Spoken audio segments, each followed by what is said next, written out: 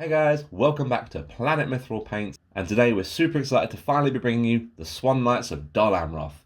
These sculpts are beautiful. The forge world models we'll be using for today, so much detail on these sculpts. I'm generally trying to resist the urge to buy 1,000 points of these for a tournament coming up in the next couple of months. With the forge world resin, it's important that we clear off any of the grease from the mould as it's released. So with warm, soapy water, give your knights just a quick bath and a scrub over with a non-abrasive cloth or brush just to release any of that grease, at which point then the model was obviously dried, mould line cleaned and assembled using super glue. After this we turned our attention to the base decoration.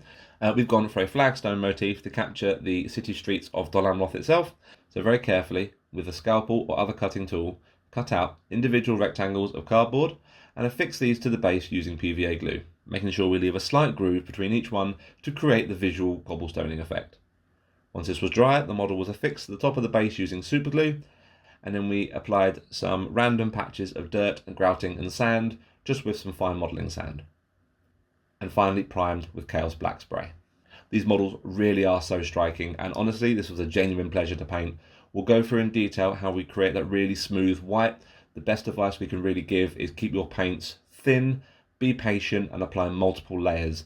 There's a lot of build up with these models, particularly in the whites and the blues, but the more patient you are and the more careful you are with the application, the more striking a model will look once done. But without further delay, please sit back, relax and enjoy today's video.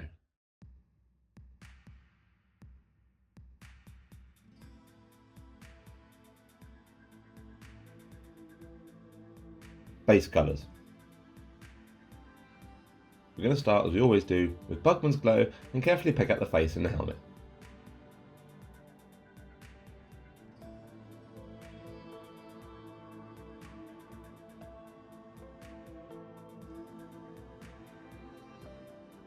Now we're going to use a base coat mix of Iron Hand Steel mixed with a small amount of Kaeldor Sky and apply this to all the armour plating on the model. The Kaeldor Sky will just give it a slightly more ethereal and more regal Gondor look, which we want to try and capture for these Dol Amroth warriors.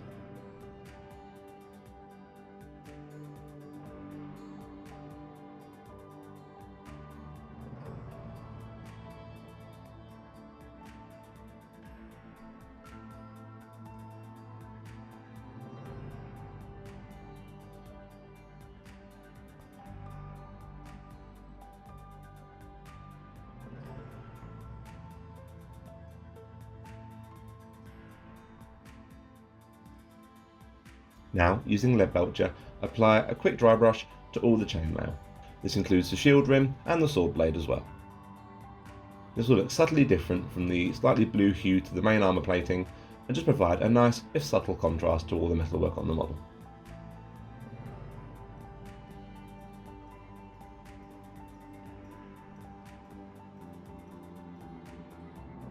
Now, using a 50-50 mix of Macragge Blue and Kaeldor Sky, we're going to base coat the entirety of the lower cloth, the helmet details, the shoulder pauldron details, as well as the shield outer.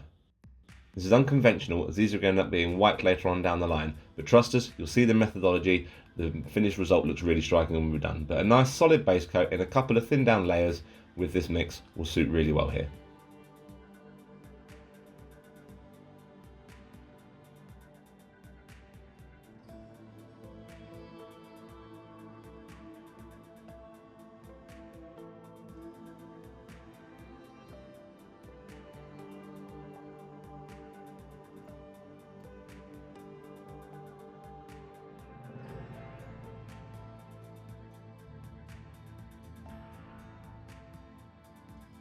Now, using Abaddon Black and Skaven Black Dinge, apply a base coat to the scabbard, gloves and any other exposed cloth.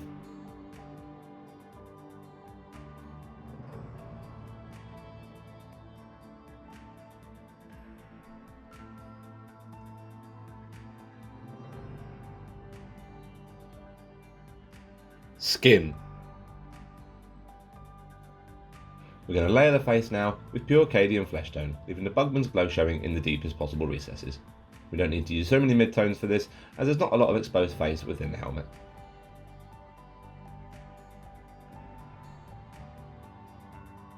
Now we're going to apply a quick wash with Reichton Flesh Shade, thin down with a little bit of Lamia Medium, and just let this pool in the deepest recesses to provide a bit more depth and definition. Now, using a mix of Cadian flesh tone and Kislev flesh, apply the first highlight, focusing on the bridge of the nose, the eyebrows and the exposed cheekbones.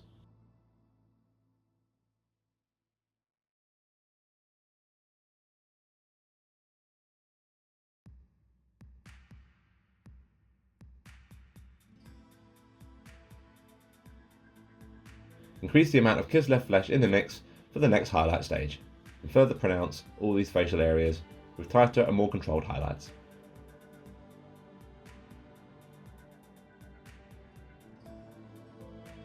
Finally, using Abaddon Black, we're going to paint in the eye recesses and re-block out the beard.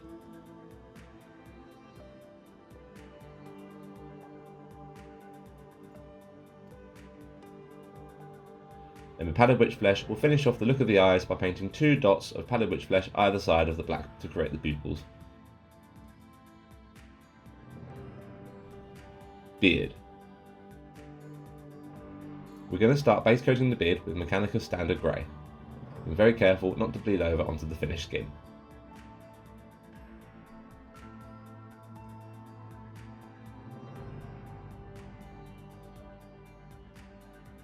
Now, using a mix of Mechanicus Standard Grey and Administratum Grey, we're going to apply at the first layer stage, separating out the larger chunks of hair.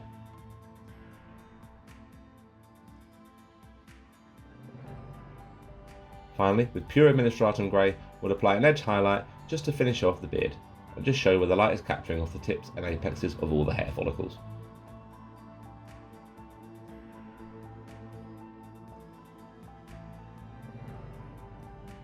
Armour.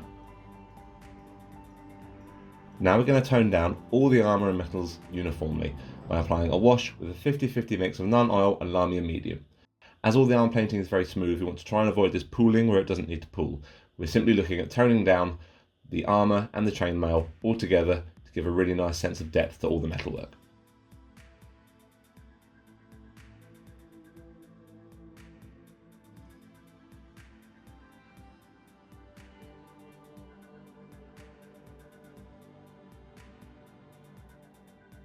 Now we're going to push the subtle blue hues of the armour ever so slightly by applying a targeted wash with Drakenhof Nightshade just to the armour plating. This will look subtle, and depending on how thin your mix is will look barely noticeable, but trust us, the effect does work when we're finished. Try and keep your Drakenhof Nightshade concentration minimal here, as we don't want to overload the armour and blow it out and make it far too blue. Remember, you can always add more, you can't take it away once it's applied. Now, using Ironbreaker, we're going to apply a quick dry brush highlight to all the chainmail.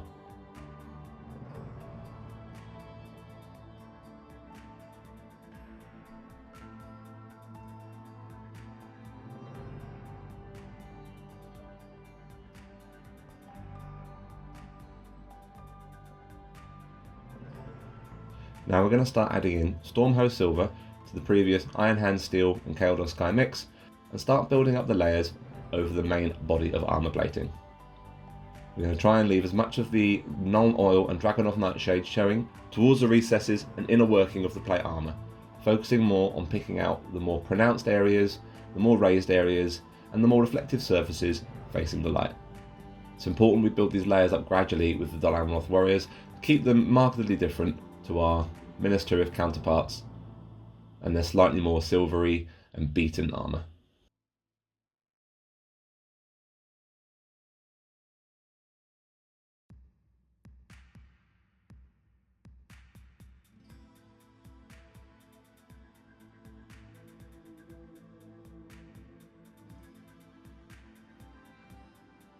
Once you're happy with how your layer stages are looking, we're going to start applying white scar into the base mix for the next few highlight stages.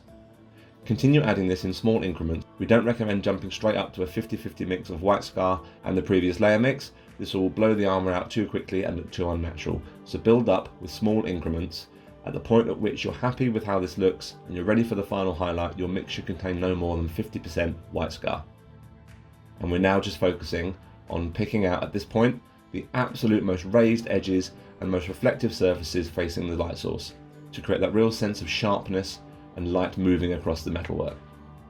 As you can see, we've got the blue and the black tones showing through in the deep recesses of the armour, and this complements really well with the very extreme edge highlight we're using currently.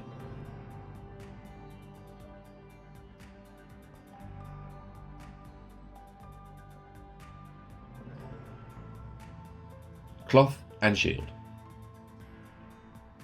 Now we're going to be using a diluted mix of Macragge Blue and Naggaroth Night and apply a manual shade to all the recesses on the blue cloth. We haven't used a dark blue here as we feel the purple adds a more natural shade.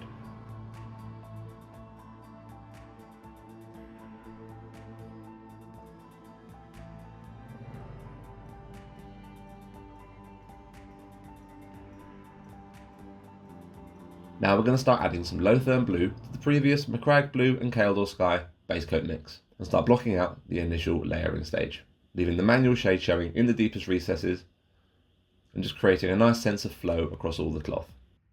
The cloth on the Dol Amroth Knights is really well sculpted, so working out where these highlights need to go really won't be challenging at all. But as their blue is so iconic, it's important we get the tones right, so careful not to overload with the Lothern Blue at this stage.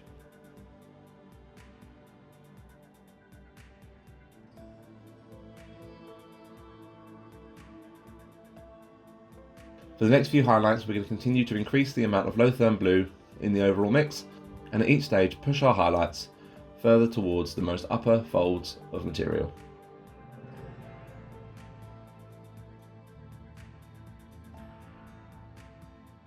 At this point, we're also going to start framing the outer body of the shield as well, just to create a bit of definition on there.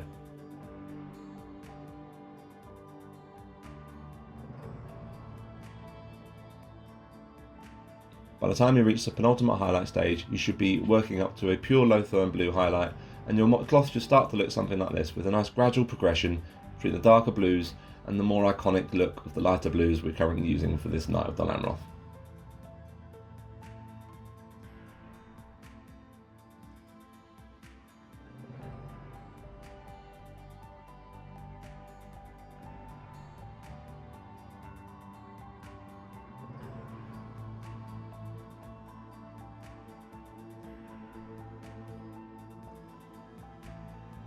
For the final highlight stage, we're going to use a mix of Lothern Blue and White Scar and just focus on the absolute apexes and uppermost areas of all the cloth.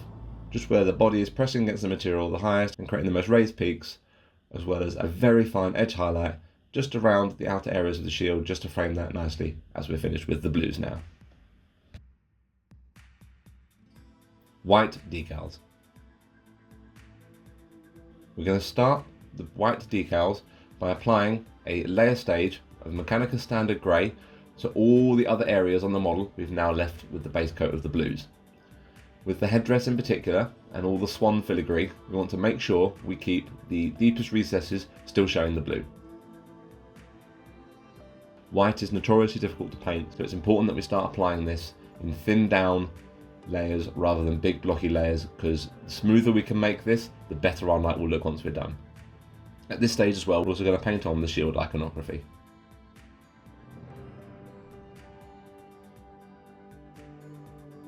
Once you're happy with your layering stage, we're going to apply another layer now with pure Administratum Grey.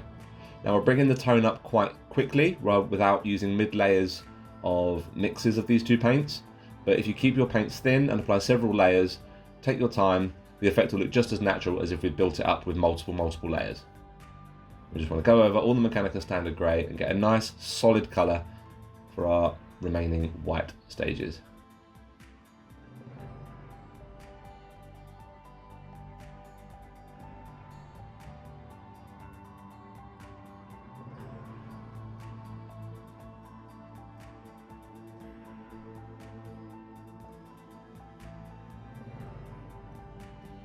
Now we're going to use a mix of Administratum Grey and White Scar and continue to blend this up to nearly a pure white at this stage. Again, trying to keep as many of the deep recesses still showing the blue and the subtle grey tones we've used previously. Take your time, keep a really good point to your brush here, we can't stress how crucial this is. If you do mess up and do bleed back into the recesses, you can go in there with the blue and pick those back out again, but we want to avoid doing that as much as we can, because at least in my experience, blemishes lead to more blemishes and more blemishes lead to more blemishes.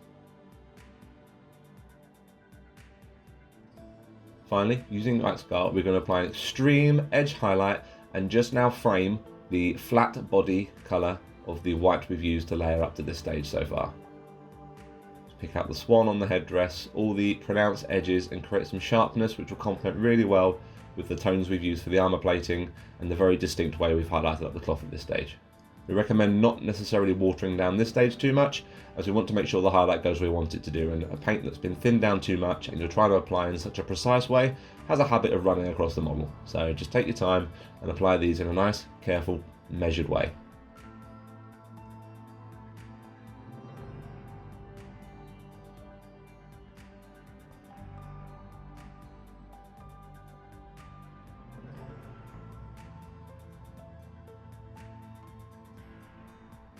Gold details. Now we're done with the most complex areas on the model. The rest is just icing on the cake. We're going to start with Retributor armour and pick out the sword hilt and any details on the scabbard.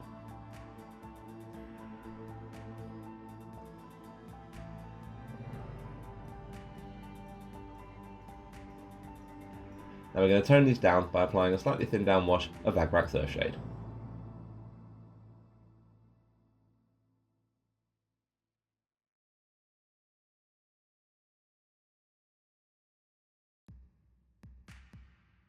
Now we're going to bring up the tone slightly by using Sycorax Bronze for the first layer stage.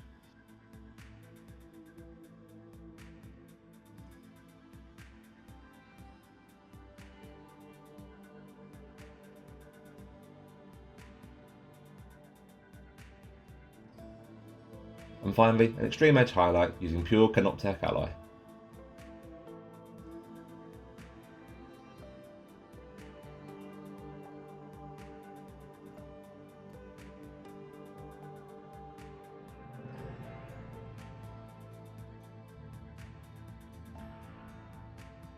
Gloves, boots and scabbard. Now we're going to apply a wash to the boots, the scabbard and the gloves with some slightly thinned down Nuln Oil.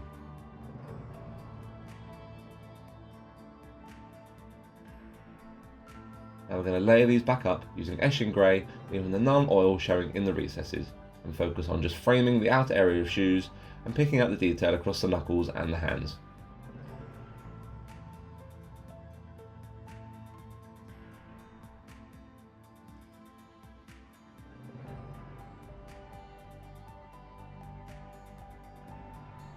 And finally, a 50-50 mix of Eshin Grey and Administratum Grey was applied to the outer areas of the boots and the scabbard as a final highlight, and just used to pick out the knuckle joins and create some stress tension across the gloves.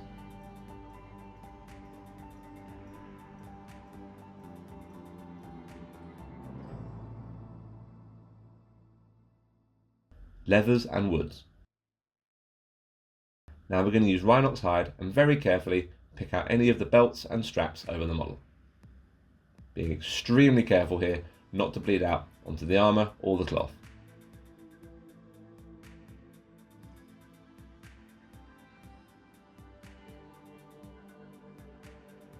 And using a 50-50 mix of Rhinox hide and Dryad bark, carefully pick out the reverse of the shield.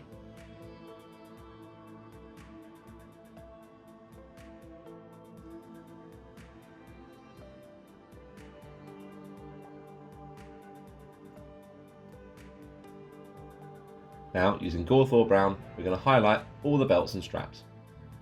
Carefully frame these by applying a thin line either side, leaving the base mix showing in the centre.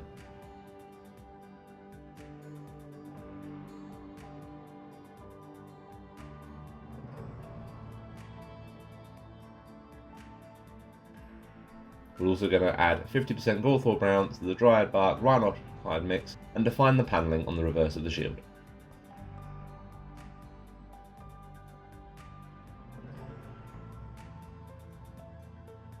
And then with pure Gorthor Brown, further define the wood grain with a fine edge highlight across the reverse of the shield.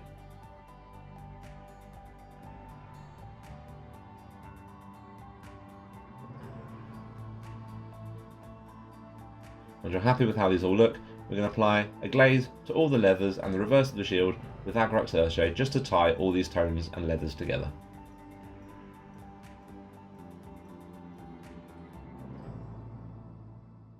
Base.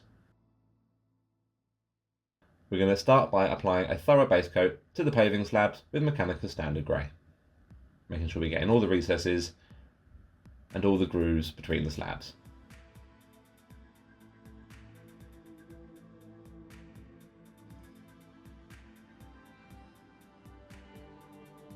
Now, using Administratum Grey, we're going to carefully separate out each individual paving slab. It doesn't need to be too thorough and too blocked out, as we want it to show some of the grey tones underneath to create a slight mottled effect to the cobblestones.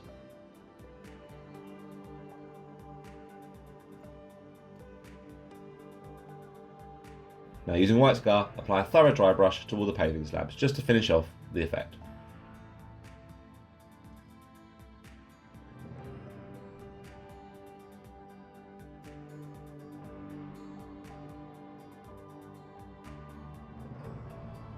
All the individual clumps of dirt and sand on the base were picked out with dried bark.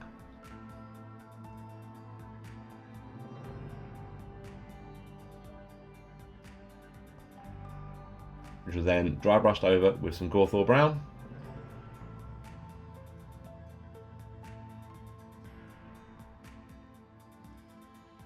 And finally, a light dry brush of Pallid Witch Flesh over the top.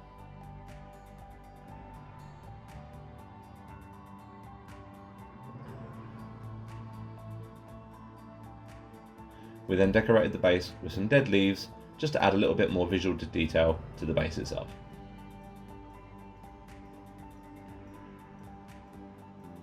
And finally, the rim of the base was painted with pure dried bark.